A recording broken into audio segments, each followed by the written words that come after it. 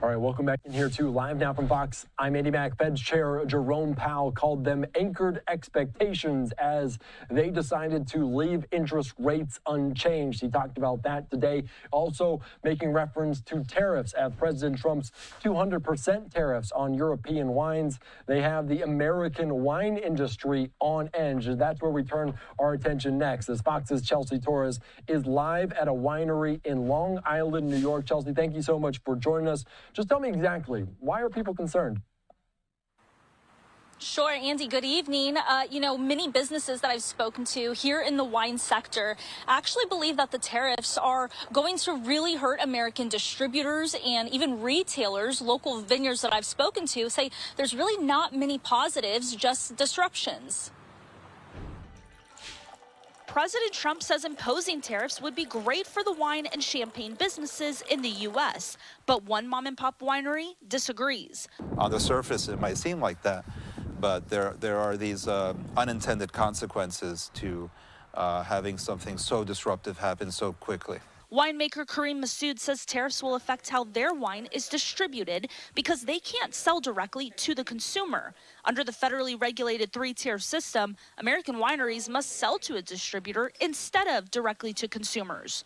If you want to sell your wine in Dallas, you want to sell your wine in Houston, you want to sell your wine in New York City, you want to sell your wine in Chicago, you have to do it by law through a wine distributor. The U.S. Wine Trade Alliance, a group representing all levels of the wine industry, says the tariffs will hurt distributors and retailers because European wines are so profitable in the U.S. For every dollar that the U.S. spends on, say, a bottle of Bordeaux from France, U.S. businesses, mostly small and medium-sized family-owned businesses, make $4.52. This importer and distributors say 70% of his sales come from Europe. Anyone that has a heavy reliance on EU imports, they won't be able to survive this. We'll have serious impacts here in terms of our staffing and our ability to continue on. And he says the effects of tariffs go further down the line. All the way down to the end consumer who's paying a higher price.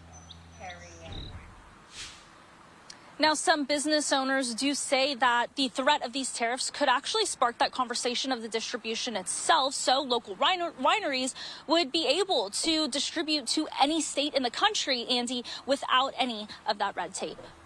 All right, thank you so much. It's so very interesting as we talk about some of these tariffs there in the wine business, but also all the way down to the car industry, the auto industry, and much more. Anything else that you learned, that you gleaned from some of those interviews you gathered that you want to share with our audience?